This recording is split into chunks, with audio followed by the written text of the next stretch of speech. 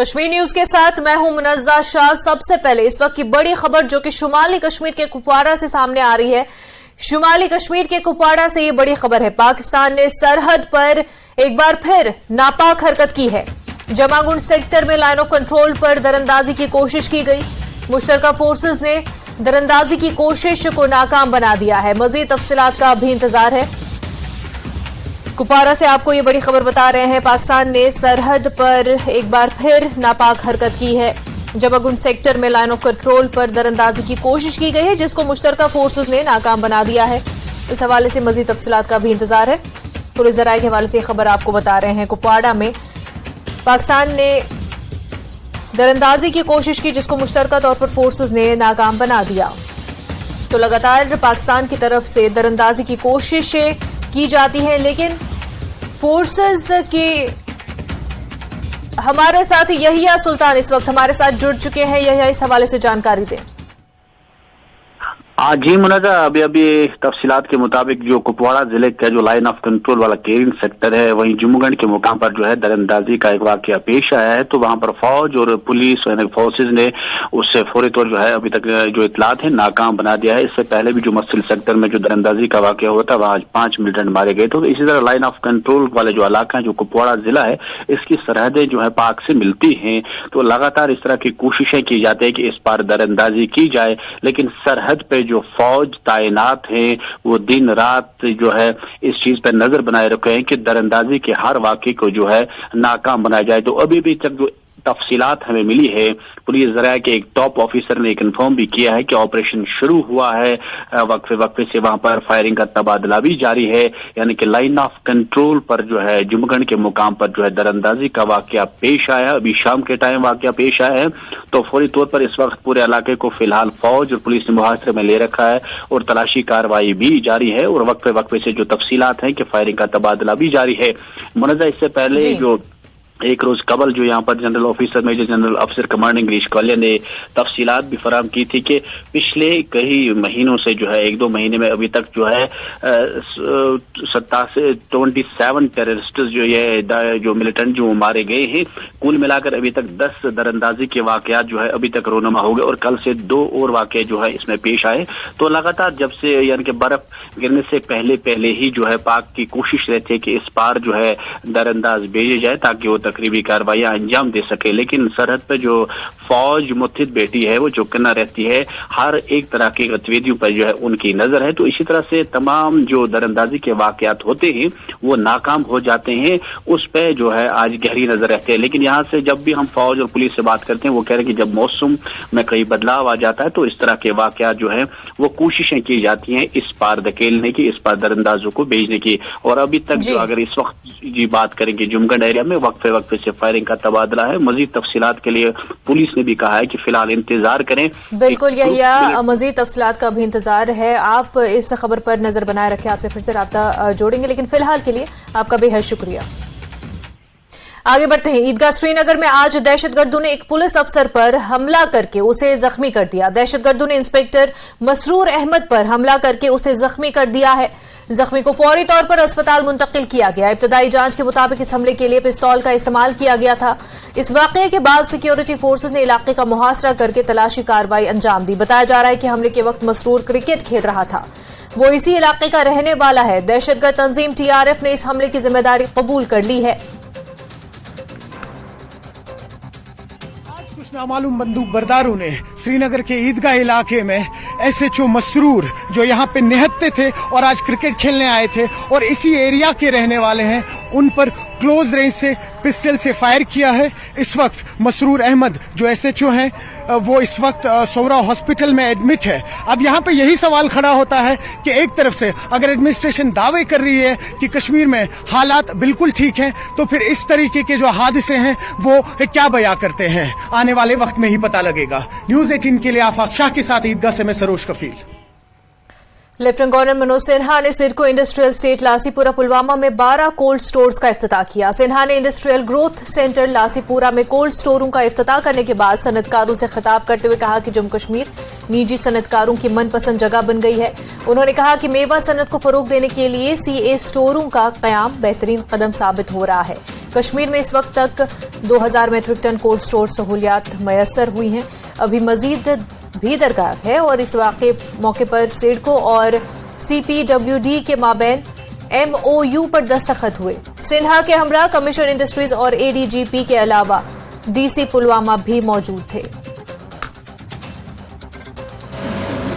Storage capacity के वृद्धि का इंतजार कर रहे थे, उनकी समृद्धि, उनकी खुशहाली का यह storage Jammu Kashmir union territory में हो रहे बदलाव का संकेत है। मुझे लगता है कि अभी ये शुरुआत पर है, क्योंकि जो हमारी क्षमता है अभी भी यहाँ पोटेंशियल बहुत है। आज की डेट में जो हॉर्टिकल्चर प्रोड्यूस है अभी बड़ी गुंजाइश है कोल्ड स्टोरेज और CHN बनाने की। Holistic agriculture development plan implement होने के बाद हमारी उत्पादन क्षमता में भी बड़ी वृद्धि होने वाली है। तो अगर उसको विचार करके हम सोचेंगे तो मुझे लगता है कि अपार संभावनाएं हैं। जम्मू कश्मीर अपनी पार्टी की जानिब से लालपुरा पामपुर में एक रोजा पार्टी कन्वेंशन मुनक्किद हुआ। पार्टी के सदर सईद मोहम्मद अल्ताफ बुखारी ने भी शिरकत की। पार्टी के नायब सदर मोहम्मद रफी मीर, अशरफ मीर, गुलाम मोहम्मद मीर के अलावा दीगर कारकुनान ने शिरकत की। बुखारी ने कहा कि अगर उनकी पार्टी इक़्तिदार में आएगी तो वो जम्मू कश्मीर में तामीर और तरक्की के अलावा नौजवान को रोजगार फराहम करने में अहम रोल अदा करेंगे। उन्होंने कहा कि दूसरी पार्टियों ने जम्मू कश्मीर के लोगों के साथ धोखाधड़ी करके सिर्फ अपने मफादात हासिल किए। बुखारी ने कहा कि उनकी पार्टी लोगों से कभी झूठ बोलकर वोट हासिल करने नहीं आएंगी। उन्होंने कहा कि जम्मू कश्मीर के लोग अपनी सरकार चाहते हैं, लेकिन मरकजी सरकार यहां इलेक्शन कराने में जानबूझकर देर कर रहे हैं। उन्होंने कहा कि शायद अब इलेक्शन जिंदों के लिए नहीं बल्कि जब लोग मर जाएंगे फिर यहां सिलेक्शन मुर्दों के लिए कराए जाएंगे। आपकी शायद यादाश्त कम है, पर मीडिया की मेरी यादाश्त पूरी है कि मैंने कहा हम नौकरियों का तहफ़्फ़ुज़ करेंगे। 370-35 जाने के बाद वो ख़त्म हुआ था। अल्ताफ बुखारी ने वो किया, मगर मैं तो कन उनके मिशन कनन वल के तुम लगित कनन वल तुम जो डोल वायन वल लगित। मैंने कहा हम ज़मीनें यहाँ किसी को नहीं खरीदने देंगे। मैंने आर्डर लाया अपनी पार्टी और अल्ताफ बुखारी ने आर्डर लाया, लेकिन हमें डोल नहीं बजाना आया। क्यों बदकिस्मती से आप मीडिया ने भी कभी हाईलाइट नहीं किया कि एक पार्टी है अपनी पार्टी जिन्होंने जिस नारे पे निकले थे, और तीसरा हमने कहा स्टेटहुड। अल्लाह के फजल से इंशाल्लाह वो भी लाएंगे कि एजेंडा उनका क्या है। यहाँ जब एजेंडा उनका पूरा हो जाएगा इलेक्शन हो जाएंगे। अल्ताफ साहब आता है उनका एजेंडा, अभी उनको लगता है यहाँ सांस ले रहे हैं लोग, जब पूरा सांस बंद हो जाएगा शायद तब वो इलेक्शन की सोचेंगे। क्यों मुर्दों में इलेक्शन होंगे, जिंदों के। नेशनल कॉन्फ्रेंस के मेंबर पार्लियामेंट हसनैन मसूदी ने कहा कि इंतखाबी फहरिस्तों की समरी रिवीजन को जम्मू कश्मीर में इंतखाबात के इनेकाद से नहीं जोड़ा जा सकता। उन्होंने कहा कि हुकूमत यहां इंतखाबात के लिए तैयार नहीं है। मसूदी ने अनंतनाग में एक जायजा मीटिंग की सदारत करने के बाद कहा कि इंतजामी सतह पर हुक्मरानी की खराबी है, क्योंकि मुख्तलिफ महकमों के तमाम सरबराहान को वीडियो कॉन्फ्रेंसों, अवामी दरबारों और दीगर चीजों में मसरूफ रखा जाता है। मीटिंग में DC अनंतनाग सईद फखरुद्दीन हामिद और दीगर महकमों के सरबराहान ने शिरकत की। मुख्तलिफ तरक्याती कामों, सरमा की तैयारियों और बिजली की फराहमी में बेहतरी पर तबादला ख्याल किया गया। मसूदी ने इंतजामिया की सताइश की। तो इससे ये इंडिया ने लेना चाहिए कि वो इलेक्शन कर रहे हैं या इलेक्शन के लिए आमादा है। वरना अगर इलेक्शन के लिए वो आमादा होते तो हम खुद जाके इलेक्शन कमीशन से मिले, डॉक्टर फारूक साहब की सरबराही में, और उसमें शामिल थे उस मेमोरेंडम में, और जो नेशनल पार्टी थी वो भी शामिल थी, लेकिन इलेक्शन किए नहीं जा रहे हैं। और जाहिर कोई वजह नहीं है इलेक्शन न करने का। अगर गवर्नमेंट नॉर्मल सी नैरेटिव बना रही है कि सब नॉर्मल है, कोई 1.5 करोड़ के करीब सयाह है, तो कोई वजह नहीं है मौखर करने का। लेकिन वाकई ये है कि इलेक्शन नहीं हो रहे हैं, तो उससे क्या होता है कि एक अफसरशाही के हवाले किया गया सारी पॉपुलेशन को। देखिए अफसरशाही तक रसाई नहीं है, अफसरशाही की कोई कमिटमेंट नहीं होती है, और अफसरशाही का कोई एहसाब नहीं है, तो वो नहीं हो रहा। तो उस वजह से दिक्कत जो सारी है, अवाम को दिक्कत है जमीनी सतह पर, तो उनको वो जो उनकी ग्रीवेंसेस है उनका रिड्रेसल मैकेनिज्म कोई इफेक्ट नहीं है। बीजेपी जम्मू कश्मीर के सदर रविंद्र रायना आज वजीर आजम नरेंद्र मोदी का मन की बात प्रोग्राम सुनने के लिए लखनपुर पहुंचे थे। रायना ने पाकिस्तान को मुतनब्बे करते हुए कहा कि अगर वो अपनी हरकतों से बाज न आया तो उसको उसके नताइज भुगतने होंगे। रायना ने कहा कि मुल्क के साथ साथ जम्मू कश्मीर में भी जश्न मनाया जा रहा है। जम्मू कश्मीर के तमाम लोग इस प्रोग्राम को बड़े तजस्सुस से सुनते हैं। रायना ने कहा कि अगर पाकिस्तान ने बिला इश्तिहार फायरिंग का रास्ता बंद न किया तो उसको उसके नताइज भुगतने होंगे। हम सब मिलकर मोदी साहब को तीसरी बार देश का प्रधानमंत्री बनाएं। इसलिए ये बूथ जन संवाद अभियान भारतीय जनता पार्टी ने पूरे जम्मू कश्मीर के अंदर शुरू किया है और लोगों का, आम जनमानस का जबरदस्त समर्थन हमें मिल रहा है।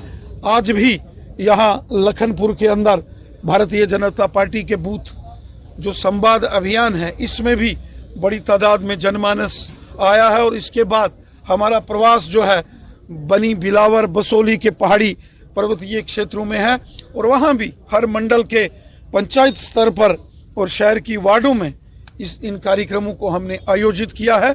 ये कार्यक्रम है कि 2024 में फिर एक बार मोदी सरकार। देखिए, भारतीय जनता पार्टी हर प्रकार के इलेक्शंस के लिए तैयार है।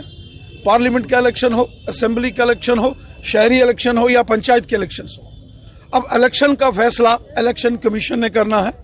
इलेक्शन कमीशन जिस इलेक्शन का भी निर्णय लेगा, जिसका भी ऐलान करेगा, बीजेपी पूरे तरीके से तैयार है।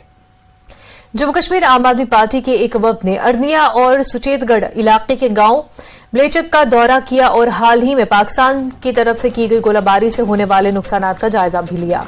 आम आदमी पार्टी की सीनियर लीडर निर्मला महाना, रंजीत सिंह और राजेश बाली और दीगर पार्टी लीडरान भी इस मौके पर मौजूद थे। उन्होंने हुकूमत से मुतालबा किया कि पाकिस्तानी गोलाबारी से जिन खानदानों का नुकसान हुआ है उनको हुकूमत की तरफ से जल्द मुनासिब मुआवजा दिया जाए और सरहदी इलाकों में ज्यादा से ज्यादा बनकर तामीर किए जाए ताकि जरूरत पड़ने पर सरहदी लोग उनसे फायदा उठा सके।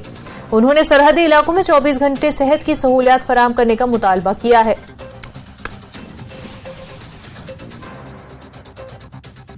लोग आए हैं यहाँ पे, मैंने इनको बुलाया यहाँ पे इन लोगों का हाल पूछने के लिए। मैं यही बता दूं कि कल भी यहाँ आया था, कल अपने डिप्कॉम साहब भी आए थे। उन्होंने इनको आश्वासन दिलाया था कि इनका 2 दिन में कोई ना कोई फंड मिलेगा, लेकिन अभी तक इनको कोई कॉल भी नहीं आई है। जल्दी से जल्दी इनको फंड मिलना चाहिए। जिला हेडक्वार्टर रामबन में डेमोक्रेटिक प्रोग्रेसिव आजाद पार्टी के एक रोजा कन्वेंशन का इनकाद किया गया और इसकी सदारत डीपीएपी चेयरमैन गुलाम नबी आजाद ने की। उनके हमरा पार्टी के कई सीनियर लीडरान ने इस प्रोग्राम में शिरकत की। डाक बंगला रामबन के अहाते में बड़ी तादाद में अवाम ने इस कन्वेंशन में शिरकत की और इसकी निजामत पार्टी के सेक्रेटरी अरुण सिंह राजू ने की। पार्टी के वजूद में आने के बाद जिला हेडक्वार्टर रामबन में डेमोक्रेटिक प्रोग्रेसिव आजाद पार्टी के चेयरमैन गुलाम नबी आजाद का ये इलाके में पहला अवामी प्रोग्राम था।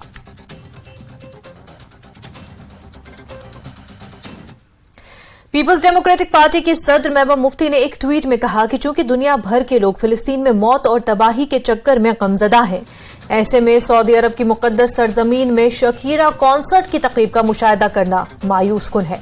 महबूबा लिखती हैं कि हमारे ख्यालात और दुआएं इस मुश्किल वक्त में फिलिस्तीनी अवाम के साथ हैं।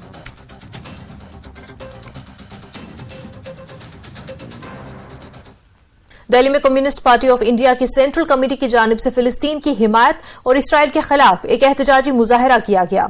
सीनियर सीपीआई रहनुमा मोहम्मद यूसुफ तारिगामी ने भी शिरकत की। तारिगामी ने कहा कि इसराइल सिर्फ जंग के नाम पर मजीद इलाकों पर कब्जा करने की कोशिश कर रहा है और बच्चों को मार रहा है।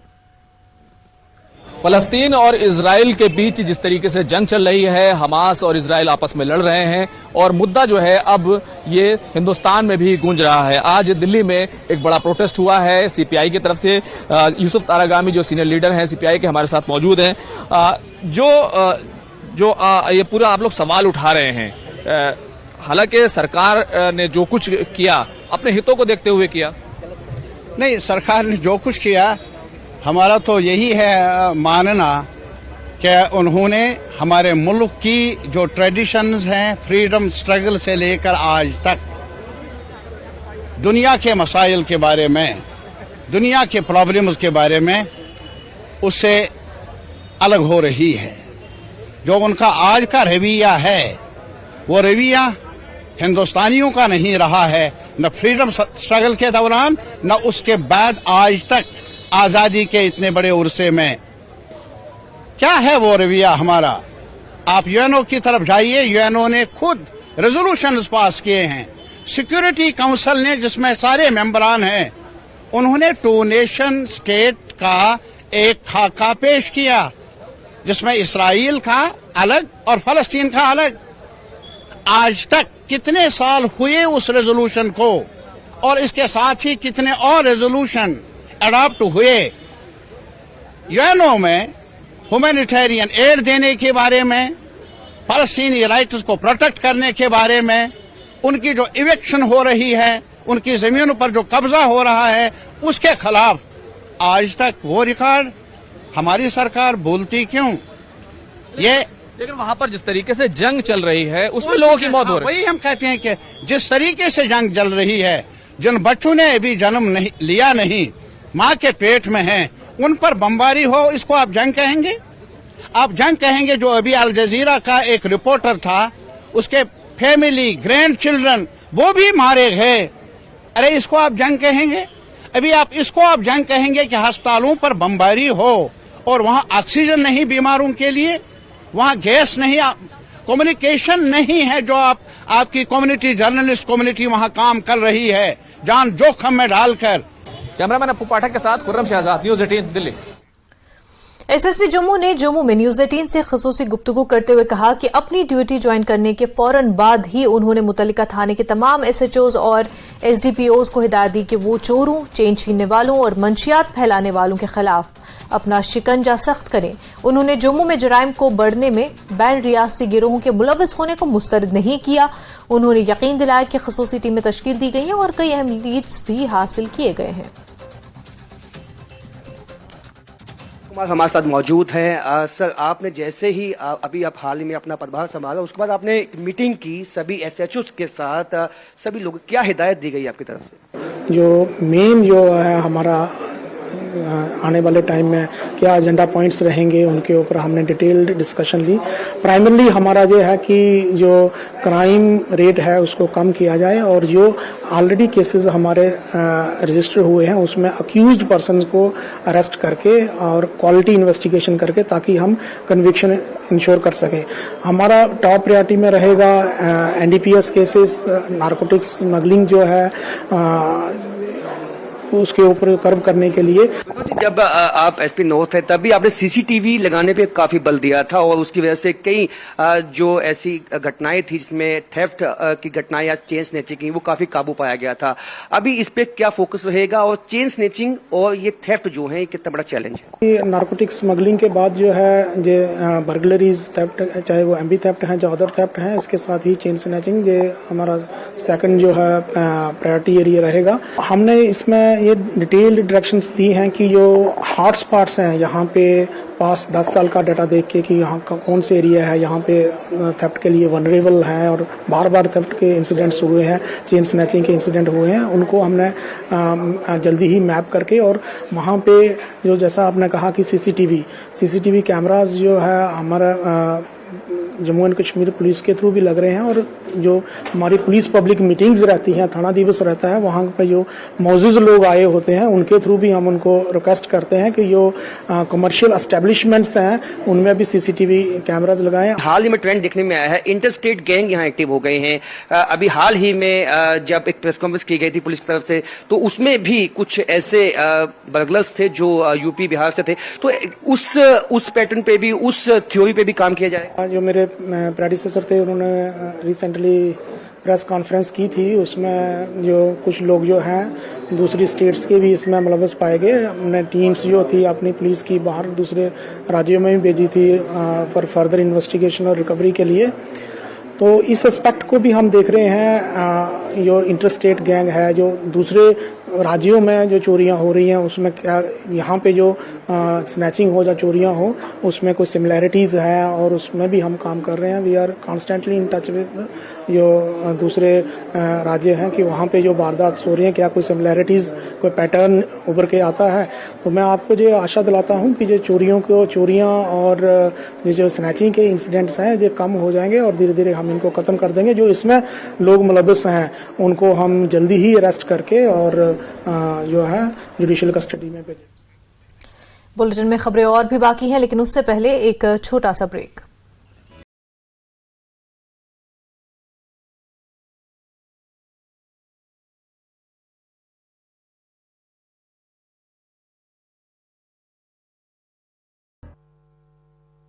Excuse me sir. में जबरदस्त हंगामा, मत पेटियां लूटी गई, बैलेट पेपर भी छीने जाने का आरोप।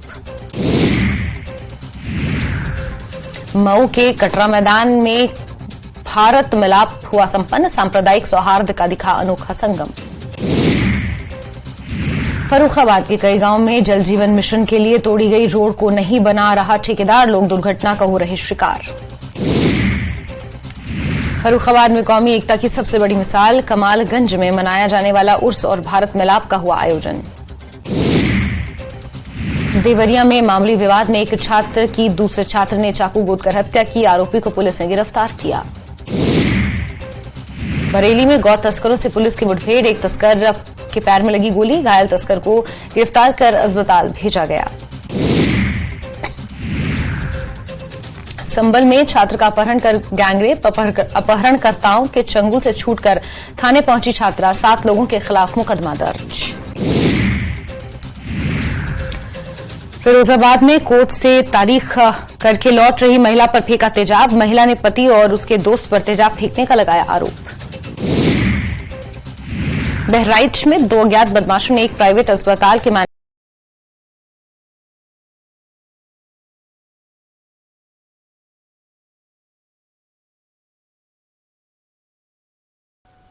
ब्रेक के बाद आपका खैर मकदम है। दहशतगर्द हमले में जख्मी हुए एसएचओ मसरूर वानी को तशवीशनाक हालत में श्रीनगर के स्किम्स अस्पताल लाया गया। मसरूर को दहशतगर्दों ने एक पिस्तौल से पॉइंट ब्लैंक रेंज पर 3 गोलियां मारी। मसरूर वानी ईदगाह में क्रिकेट खेल रहे थे। एडीजीपी विजय कुमार, एसएसपी आशीष और दीगर आला हुकाम फौरी तौर पर शदीद जख्मी एसएचओ की इयादत के लिए स्किम्स अस्पताल पहुंचे।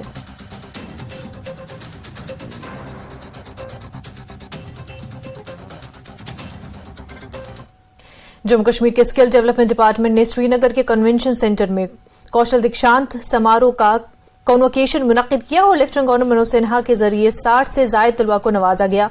इन तालिब इल्मों ने कारपेंट्री मशीनें और डेटा के तजिया के अलावा दीगर महारतों को सीखने के लिए सर्टिफिकेट हासिल किए हैं। कुछ उभरते हुए सनतकारों को सर्टिफिकेट भी मिले। सिन्हा ने जम्मू कश्मीर साइंस, टेक्नोलॉजी और इनोवेशन काउंसिल, शोबा साइंस और इनोवेशन काउंसिल की तरफ से ई इनोवेशन पोर्टल का आगाज किया। सिन्हा ने मजीद शफाफियत के लिए जम्मू कश्मीर में पॉलिटेक्निक की दर्जाबंदी के लिए एक ई प्लेटफॉर्म भी लॉन्च किया। उन्होंने नई तालीमी पॉलिसी के मुताबिक तीसरे सेमेस्टर के लिए एक नजरसानी शुदा निसाब का आगाज किया। एलजी के मुशीर राजीव राय भटनागर और सौरभ भगत, सेक्रेटरी कमिश्नर स्किल डेवलपमेंट, दीगर मोअज़्ज़िज़ीन मौजूद थे। सिन्हा ने कहा कि आईटीआई ने कौम के लिए उम्रों से अपना हिस्सा डाला है। टेक्नोलॉजी में बहुत रफ्तार है। उन्होंने कहा कि यूटी में सलाहियतों की बात की जाए तो सर फहरिस्त मकाम बनने की सलाहियत है, हमें उन पर तवज्जो मरकूज करने की जरूरत है। मिशन यूथ और दीगर तालीमी इदारे नौजवानों के लिए मौके पैदा कर रही हैं। हम इन पास आउट्स के लिए एक सनद बनाएंगे जो वहां न सिर्फ हुनर सीखेंगे बल्कि मुलाजमत भी हासिल करेंगे। मरकज से बहुत ज्यादा बजट मिला है, हम सब जवाबदेह हैं कि हम इस फंड को इन तलबा की बेहतरी के लिए किस तरह इस्तेमाल करते हैं। इंफ्रास्ट्रक्चर को अपग्रेड करने को यकीनी बनाएंगे, मगर तरजीह बच्चे हैं। में जो एवरेज एज है, औसत आय है, वो 28 साल है। हमारे पास पूरी संभावना है विश्व की स्किल कैपिटल बनने। जम्मू कश्मीर में भी लगभग 66% हमारी आबादी युवा है और राष्ट्र की इस उपलब्धि में योगदान देने के लिए जम्मू कश्मीर में भी असीम संभावनाएं उपलब्ध हैं। अपने डेमोग्राफिक एडवांटेज की वजह से जम्मू कश्मीर देश का high skill human resource capital बनने की पूरी क्षमता रखता है। इस संभावना को हकीकत में बदलने के लिए ये जो संस्थान है हमारे आईटीआई जैसे ट्रेनिंग इंस्टीट्यूशंस या पॉलिटेक्निक, इससे निकले हुए विद्यार्थी ये अहम भूमिका का निर्वहन कर सकते हैं। जम्मू कश्मीर में ट्रेनिंग इंस्टीट्यूशंस जैसे हमारे आईटीआई हैं, पॉलिटेक्निक्स हैं, वो पर्याप्त रूप से आज की इंडस्ट्रियल मांग के अनुरूप नौजवानों को स्किल, रीस्किल और अप स्किल करना ये समय की जरूरत है। हमें ये बराबर ध्यान रखना होगा कि ट्रेनिंग इंस्टीट्यूशंस स्किल इकोसिस्टम के बैकबोन है। हमारे प्रशासन में और भी डिपार्टमेंट हैं जो इन कामों में जुड़े हुए हैं। मुझे लगता है कि चाहे वो मिशन यूथ हो या हमारे इंडस्ट्री डिपार्टमेंट हो, हमारे एकेडमिक इंस्टीट्यूशंस हैं, इनके साथ हमारा कोलैबोरेशन जितना प्रगाढ़ होगा, मैं समझता हूं कि उतना बेहतर परिणाम दे पाएगा। आज जम्मू कश्मीर यूटी के अंदर जो पहला कौशल दीक्षांत समारोह हुआ है, इसको हम कहेंगे कॉन्वोकेशन ऑफ ITIs, तो इसमें भारत सरकार की जो मिनिस्ट्री है MSD, उनकी तरफ से डायरेक्शन था कि जो हमारी जो बच्चों की डिग्रीज हैं इसको एस्पिरेशनल बनाने के लिए इस प्रोग्राम को स्टार्ट किया जाए। आप जिस तरह से हमारे हायर एजुकेशन में या मेडिकल एजुकेशन में कॉन्वोकेशन होता है, उसी तरीके से भारत सरकार ने पूरे इंडिया में दीक्षांत समारोह का डायरेक्शन दिया था। तो आज जम्मू कश्मीर सरकार ने इस बात को इंपॉर्टेंस लेते हुए आज मनोज सिन्हा जी की सदारत में और हमारे एडवाइजर साहब की सदारत में हमने दीक्षांत समारोह किया है। हमारे ITI सेक्टर में 12,000 बच्चे हर साल ये डिग्री प्राप्त करते हैं। उसमें जो ऑल इंडिया टॉपर्स थे, हमारे जो 72 के करीब जो हमारे ट्रेड्स हैं, उसमें जो टॉपर्स थे आज उन सबको फैसिलिटेट किया गया। आपने देखा कि कई सारे बच्चे बड़े रिमोट जिलों के, उन्होंने इंडिया को टॉप किया है। और इसमें जो नए ट्रेड्स इंट्रोड्यूस इस तरह से किए गए कि जो हमारी इंडस्ट्री की रिक्वायरमेंट है उसको ध्यान में रखते हुए बिल्कुल लेटेस्ट किस्म के ट्रेड्स यहाँ पे ऐड किए हैं। आपने देखा हमने सूर्य मित्र की बात की, या IoT स्मार्ट सिटी टेक्नीशियन की बात की, या फिर हमारे जो भी लेटेस्ट ट्रेड्स हैं फूड टेक्नोलॉजी में, टूरिज्म सेक्टर में, आर्टिफिशियल इंटेलिजेंस, रोबोटिक्स, उस तरह के नए ब्रांचेस को इंट्रोड्यूस किया जा रहा है। इसका पर्पज ये है कि जो बच्चे हमारे हैं वो जब इंडस्ट्री रेडी रहे बिल्कुल वो, और साथ साथ जो जम्मू कश्मीर में एक बहुत बड़ा इन्वेस्टमेंट आ रहा है, जैसे आपने देखा कि यहाँ पे मेडिकल कॉलेजेस आ रहे हैं प्राइवेट, यहाँ पे डिज्नीलैंड आ रहा है टट्टू ग्राउंड में, इसी तरीके से बहुत सारी हाउसिंग सेक्टर में बहुत काम हो रहा है, लासीपुरा में कोल्ड स्टोरेज में बड़ा काम हो रहा है, जम्मू में हैवी इंडस्ट्री बहुत ज्यादा आ रही है। तो हमारा जो ITI डिपार्टमेंट है, हमारे डायरेक्टर साहब और हमारी टीम का एफर्ट ये हो रहा है कि हम सिलेबस को रिवाइज करें, ऐसे ट्रेड्स करें कि जैसे ही बच्चा निकले ITI से वो इमीडिएटली जॉब में जाए। जम्मू कश्मीर में मंशियात के बढ़ते हुए रुझान के बाइस बड़ी तादाद में लोग मुतासिर हो गए हैं। यूटी में मंशियात की बिद्दत से 13 लाख से भी ज्यादा अफराद मुतासिर हो गए हैं। उनमें 92,000 से ज्यादा खवातीन भी शामिल है। इस बात का इंकिशाफ नेशनल कॉन्फ्रेंस ने अपनी war against drug addiction committee की रिपोर्ट में किया है। नेशनल कॉन्फ्रेंस की जानिब से कुछ महीने कबल मंशियात के बढ़ते हुए रुझान के पेश नजर एक कमेटी तश्कील दी गई थी।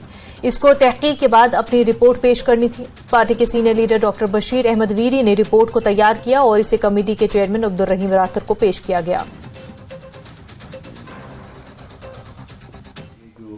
ड्रग एडिक्शन का जो एक मैनेज हमारे इस समाज को ले बैठा हुआ है, नेशनल कॉन्फ्रेंस ने इसके अगेंस्ट में एक आवाज उठा के लोगों को अवेयर करने के लिए एक कमेटी तश्कील दी। अब्दुल रहीम राथर साहब हमारे एक्स फाइनेंस मिनिस्टर, उनकी चेयरमैनशिप में, और उसमें हम सब लोगों को, काफी सारे लोगों को, 10-11 लोगों को एज ए मेंबर, जिनमें मैं भी एक हूं, मेंबर के तौर पे नामजद किया। तो हमने जब कमेटी ने इस पूरे इशू पे स्टडी किया तो बहुत ही रिवीलिंग फैक्ट्स सामने आए। हसनैन मसूदी साहब हमारे मेंबर पार्लियामेंट हैं, उन्होंने मार्च के महीने में गवर्नमेंट ऑफ इंडिया से सवाल पूछा कि यहाँ इसकी क्या नवीयत है, ड्रग्स जम्मू कश्मीर के ताल्लुक से क्या है, क्या सिनेरियो है। तो उस वक्त वहां तकरीबन 10 लाख के आसपास social minister of social justice and empowerment ने on the floor of the Lok Sabha उनको जवाब दिया, जिसमें 5.5 लाख से भी ज्यादा लोग उन्होंने कहा कि ओपिएड्स का शिकार है। पहले तो यहाँ पे ये ड्रग्स का जो मसला है, यहाँ पे ये कोई नई बात नहीं थी, यहाँ कैनाबिस का, चरस का ये माना जाता था। लेकिन जब सरकार की तरफ से ये फैक्ट्स सामने आए तो रोंगटे खड़े हो गए। तो उसके साथ साथ बहुत सारे आर्टिकल्स आए पेपर्स में, जिसकी वजह से नेशनल कॉन्फ्रेंस ने इस पे एक इनिशिएटिव लिया और कमेटी तश्कील की। गुलमर्ग में काम कर रहे टूरिस्ट गाइड्स एसोसिएशन और दीगर खिदमात अंजाम देने वाले लोग गंडोला केबल कार के जारी करदा ऑर्डर के खिलाफ 1 माह से एहतजाज पर हैं। टूरिस्ट गाइड्स एसोसिएशन और दीगर लोग मुतालबा कर रहे हैं कि गुलमर्ग गंडोला केबल कार की जानिब से जारी करदा ऑर्डर को मनसूख किया जाए। टूरिस्ट गाइड्स को पुराने तर्ज अमल पर ही गंडोला के 2nd फेज पर जाने की इजाजत दी जाए। हड़ताल पर बैठे टूरिस्ट गाइड सयाहों के साथ जाने से कासिर हैं, जिसकी वजह से सयाहों को मुश्किलात पेश आ रही हैं। टूरिस्ट गाइड्स का कहना है कि आज तक उन्होंने सयाहत के फरोग में अहम किरदार अदा किया, ताहम उनकी खिदमात को अब फरामोश किया जा रहा है।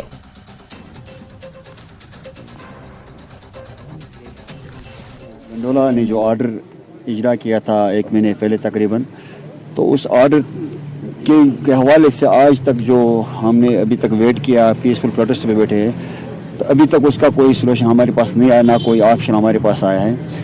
तो मैं LG साहब से ये गुजारिश करता हूँ कि इस मसले को जल्द से जल्द देखें, ताकि यहाँ का जो बेरोजगार नौजवान है, बिल्कुल उनको बिल्कुल, आज मैं इसका आई विटनेस हूँ, कुछ लड़के ऐसे हमारे एसोसिएशन में, जैसे कि सिक्की एसोसिएशन या स्लेज एसोसिएशन या और भी एसोसिएशन है, जिनके लिए हम आज डोनेशन जमा करें, उनका खाने पीने का सामान उनके घर तक हम पहुंचा रहे हैं। केबल कार एसोसिएशन ने एक ऑर्डर पास किया था यहाँ की लोकलिटी के खिलाफ, यहाँ के सर्विस प्रोवाइडर्स के खिलाफ। उससे लेके 27 सितंबर से लेके हम आज तक पीसफुल प्रोटेस्ट पे बैठे हैं।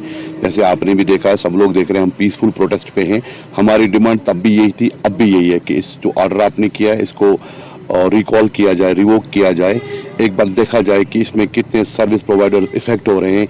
ये वो लोग हैं जो ग्राउंड लेवल पे टूरिज्म का काम करते हैं। हम पीसफुल तरीके से पिछले एक महीने से यहाँ पर पीसफुल प्रोटेस्ट पे बैठे हैं। हमारा ये रिक्वेस्ट है डिपार्टमेंट से कि मेहरबानी करके एज सुन एज पॉसिबल हमारा जो ये एपिसोड हुआ है, मेहरबानी करके जैसा हम चल रहे थे, जैसा हम टिकट्स जो सर्विस प्रोवाइडर यहाँ पर काम कर रहे थे, कुछ फ्री पास, कुछ लोगों को पास मिल रहा था और हमें फ्री राइड मिलती थी। तो हम यही रिक्वेस्ट करते हैं डिपार्टमेंट से कि हमें उसी तरह से चलना दिया जाए जैसे हम चल रहे हैं। जम्मू कश्मीर एक ऐसी जगह है जहां मुख्तलिफ किस्म के खुश्क मेवाजात बाजारों में दस्तियाब हैं। जम्मू के बाजारों में इन खुश्क मेवाजात की मुख्तलिफ अकसाम की भारी मांग है। इस तरह ये एक मुनाफा बख्श कारोबार बन गया है।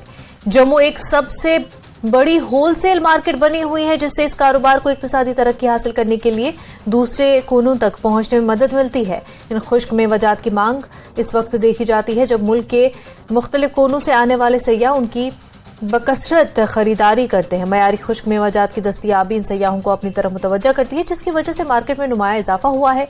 सयाह भी खरीदारी के लिए दस्तियाब ऐसे प्रोडक्ट्स पर इत्मीनान का इजहार करते हैं। कि जम्मू जो है ये एक सेंटर प्लेस है और कश्मीर के जितने पहाड़ हैं, माउंटेन्स हैं, जम्मू में जितने हमारे माउंटेन्स हैं, वहाँ पे ये लोकल जो है इसकी प्रोड्यूस है। कुछ कश्मीर के पहाड़ों में होती है, कुछ जम्मू के पहाड़ों में होती है और उसकी जो मेन मंडी है वो जम्मू में है। इवन जो कश्मीर के प्रोडक्ट्स हैं वो वहाँ पे प्रोड्यूस होते हैं, लेकिन मंडी वो जम्मू में है और जम्मू से वो ऑल ओवर इंडिया में और ऑल ओवर वर्ल्ड में जाते हैं। जो हमारा अखरोट है यहाँ का, वो इवन एक्सपोर्ट इतना ज़्यादा होता है कि कंटेनर्स के कंटेनर्स वो पूरे यूरोप में, पूरे आपके मिडल ईस्ट में, सब यहाँ से अखरोट की गिरी बहुत ज़्यादा जाती है। हम कोई भी ड्राई फ्रूट है, काजू है, बादाम है, पिस्ता है, किशमिश है, अंजीर है, हमारे यहाँ एक एक दाना क्वालिटी और शार्टेड करके बेचते हैं। हमारे जो रेट है वो इतने रीजनेबल हैं कि कस्टमर अपने आप आता है खरीदने। हमारी इधर एक केसर पंजीरी आती है जिसे हम केसर मिक्स ड्राई फ्रूट कहते हैं। बाजार में 690 रुपए का बिकता है, हमारे यहाँ 500 का बिकता है। मैं तो ये कहूँगा कि यहाँ की मार्केट बहुत अच्छी है और खासकर यहाँ पर रेट्स भी बहुत अच्छे हैं और जेन्युइन प्रोडक्ट्स मिल रहे हैं। मैं कानपुर से आया हूँ और मैं वाकई कहूँगा कि यहाँ की मार्केट जो है काफ़ी अच्छी है। खास करके ये जो जिस तरीके के यहाँ पर बादाम हैं, जिस तरीके के अखरोट हैं, मैंने तो शायद पहली बार इतनी वैरायटी देखी है अखरोट की और बड़ा उम्दा है और मुझे बहुत पसंद आया। बहुत ही अच्छा मार्केट है रघुनाथ मार्केट। यहाँ पे बहुत सारी दुकानें हैं जहाँ पे ड्राई फ्रूट्स की बहुत सारी वैरायटी है। स्पेशली ये शॉप मुझे बहुत पसंद आई। यहाँ पे ड्राई फ्रूट्स की बहुत सारी वैरायटी हैं। नए शहर में जाने से ये असमंजस बनी रहती है कि पता नहीं वहाँ किस तरीके का शॉपिंग में क्या माहौल मिलता है, जिस तरह का आज देखने को मिलता है। बट यहाँ आकर के अच्छा लगा, जेन्युइन प्राइस में सब कुछ अवेलेबल है और अच्छी क्वालिटी का। मैंने ढेर सारा शॉपिंग भी किया है। ड्राई फ्रूट्स की अगर बात करें तो जम्मू के रघुनाथ बाजार में आपको कई सारी ऐसी दुकानें देखने को मिलेंगी जहां पे आपको कई ऐसी वैरायटियां फ्रूट्स को लेके, यानी ड्राई फ्रूट्स को लेके अगर बात करेंगे आपको दस्तयाब मिलेंगी। खासकर जो यहाँ पे टूरिस्ट आते हैं, माता वैष्णो देवी के लिए यात्री आते हैं, वो यहाँ इस बाज़ार में ज़रूर आते हैं ख़रीदारी के लिए। और ख़ासकर अगर कहा जाए ये सब ड्राई फ्रूट्स तो यहाँ पे दस्तयाब है, जैसे बादाम, अखरोट या कई ऐसी वैरायटी, किशमिश या केसर, वो सब इस मार्केट में दस्तयाब और काफ़ी अच्छी तरह से ख़रीदार यहाँ आते हैं और ख़रीदारी करते हैं। कैमरामैन अशोक के साथ में राजेंद्र तिको, न्यूज़ 18 जम्मू। हुकूमत ने अपनी मंडी मिशन के तहत कई फ्रूट मंडियां तामीर की है ताकि बागबानी की माशी तहरीक को तेज किया जाए और शोपियां फ्रूट मंडी भी इसी मकसद के साथ तामीर की गई। लेकिन शोपियां की मेगा फ्रूट मंडी कामयाब मंडियों में से एक साबित हुई है और उसने बागबानी की सनत को इसकी तवक्कुआत से ज्यादा उरूज हासिल किया। नौजवानों को मेगा फ्रूट मंडी शोपियां से एम्प्लॉयमेंट हासिल करने के लिए मौके मिलते हैं और उनकी इनफरादी सलाहियत के मुताबिक हमेशा मुलाजमत दस्तयाब रहती है। मेगा फ्रूट मंडी शोपियां अब एक मेगा एम्प्लॉयमेंट प्लेस के तौर पर मौजूद है, जहां पढ़े लिखे नौजवानों के साथ साथ खानदा भी हमेशा अपना काम हासिल करते हैं और बहुत अच्छी खासी रकम कमा रहे हैं। हजारों की तादाद में मकामी नौजवान ट्रकों को लोड और अनलोड करते हैं। मंडी की हर दुकान में 4 से 6 तालीम याफ्ता नौजवान काम कर रहे हैं। फ्रूट मंडी चाय के स्टॉल्स और रेस्टोरेंट के मालकान और उनके अमले के अरकान को मुलाजमत भी फराहम करती है। फ्रूट एजेंट और फ्रूट के ताजिर भी इसी मंडी से अपना रोजगार हासिल करते हैं। ख्याल किया जाता है कि रोजाना 15,000 से 25,000 अफराद फ्रूट मंडी शोपियां का दौरा करते हैं। 24 घंटों में पूरी मंडी में 100 करोड़ का कारोबार होता है। शोपिया फ्रूट मंडी इसकी तामीर के वक्त तवक्कुआत के आइन मुताबिक दिखाई देती है और खड़ी है और शोपियां के मकामी लोग मेगा मंडी से काफी मुतमईन है। गवर्नमेंट ने हमें घर में ही मंडी दे दी। गवर्नमेंट ने बहुत बढ़िया इनिशिएटिव लिया है, जिससे हमारे बेरोजगार जो लाखों में थे वो इसमें एडजस्ट हो गए। चाहे वो मजदूर है, चाहे वो क्लर्क है, चाहे वो मुंशी है, चाहे आरती है, सब जवान लोग यहाँ एडजस्ट हो गए, उनको रोजगार मिल गया है। ये हम गवर्नमेंट का बहुत बहुत शुक्रगुजार है कि उन्होंने यहाँ मंडियाँ दी है। रोजगार ही नहीं, यहाँ की इकोनॉमी बूस्ट हुई है इस मंडी के बनने से। लेकिन चंद कमियां हैं अभी जिनको पूरा करने की जरूरत है। जैसे अभी यहाँ दुकानें नहीं बनी है, इस मंडी की प्रोटेक्शन नहीं है अभी फ्लड से, क्योंकि ये फ्लड प्रोन एरिया में आती है, तो उसके लिए फ्लड प्रोटेक्शन वाल बनना जरूरी है, जिसके लिए हम काफी मशक्कत कर रहे हैं बार बार।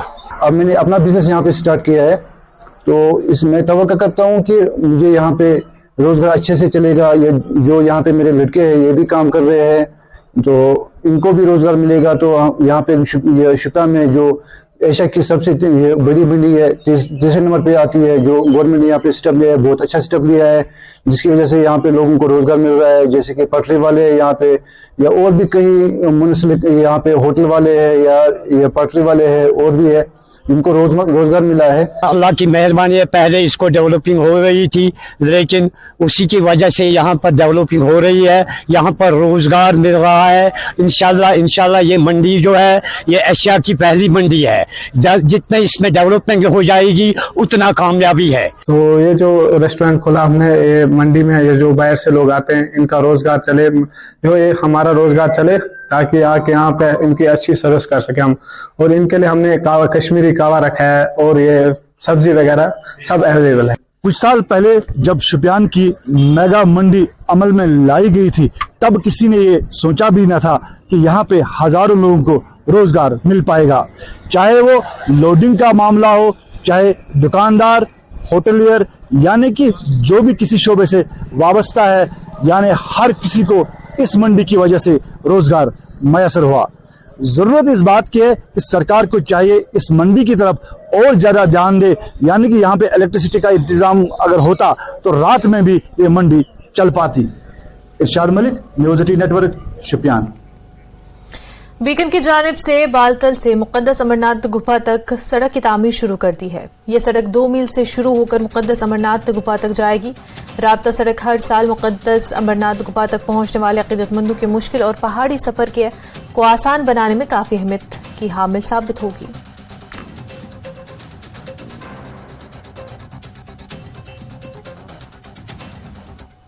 हिल काउंसिल करगिल के नौमुंतखब chief executive councillor doctor Mohammad Jafar Akhoon ने न्यूज़ 18 JKLH के साथ खसूसी इंटरव्यू में कहा कि करगिल के लोगों के लिए उनके मुतालबात और जरूरत के मुताबिक काम करना उनकी अवलीन तरजीह है। डॉक्टर जाफर ने एक सवाल का जवाब देते हुए कहा कि कांग्रेस और नेशनल कॉन्फ्रेंस के साथ इत्तेहाद आइंदा साल पार्लिमानी इलेक्शन के बाद भी मुस्तकबिल में जारी रहेगा। आखून ने lieutenant governor Ladakh doctor BD Mishra और उनके मुशीर डॉक्टर पवन कोतवाल के साथ तारुफी मीटिंग के लिए लेह का दौरा किया। करगिल के newly elected chairman doctor Jafar साहब यहाँ लेने पे सबसे पहले आपको मुबारक और आपकी विजिट के बारे में शुक्रिया दोनों, बहुत शुक्रिया। हमारे आज की विजिट का मकसद ये था कि हम ऑनरेबल LG साहब से मुलाकात करें और साथ में हमारे ऑनरेबल एडवाइज़र साहब थे उनसे मुलाकात करें। तो हमारा एक तो LG साहब से मिल के उनसे, क्योंकि हमारा ये कौंसल रिसेंटली बना है तो उनसे आशीर्वाद भी लेना था, उनके बेस्ट विशेस भी लेने थे, उनकी ब्लेसिंग भी लेने थे और उनके गाइडेंस भी लेने थे। इसी सिलसिले में हम आए थे और हमारा कुछ इश्यूज भी थे, वो भी डिस्कस करने थे, तो हम उनसे मिलने आए थे, खास आज उनसे मुलाकात के लिए आए थे। जो कारगिल के आवाम को लेकर आपका टॉप प्रायोरिटी क्या है? आप न्यूली चेयरमैन बने तो आपका टॉप प्रायोरिटी क्या है? देखिए, हर कौंसिल का अपना प्रायोरिटी होता है। मेरा प्रायोरिटी एरिया बेस्ड होगा, मेरा प्रायोरिटी इशू बेस्ड होगा, मेरा प्रायोरिटी मतलब लोगों के मसाइल बेस्ड होगा। अब किसी का हेल्थ सेक्टर प्रायोरिटी होता है, किसी का एजुकेशन। मेरा प्रायोरिटी जिस एरिया में जो ज़रूरत हो, पहले इमीडिएट प्रायोरिटी वो होगा। जैसे हमारे डिफरेंट इलाके हैं, डिफरेंट रीजन्स है कारगिल में, तो उसके हिसाब से मैं काम करूँगा पहले तो।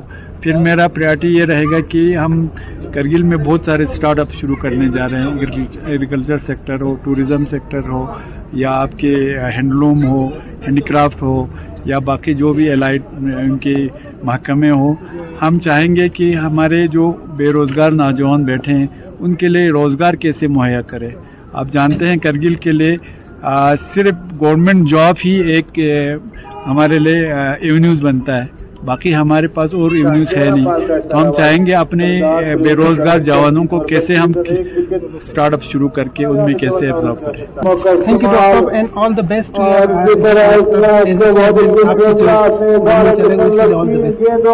बहुत बहुत शुक्रिया। तो ये थे चेयरमैन कारगिल के डॉक्टर जफर साहब, जिन्होंने बताया कि कोalition कारगिल के आवाम की जरूरत के मुताबिक इनका प्रायोरिटी रहेगा। सनम रिंचिंग के साथ मुल्क के लिए खबरों का सिलसिला आगे भी जारी रहेगा, लेकिन उससे पहले एक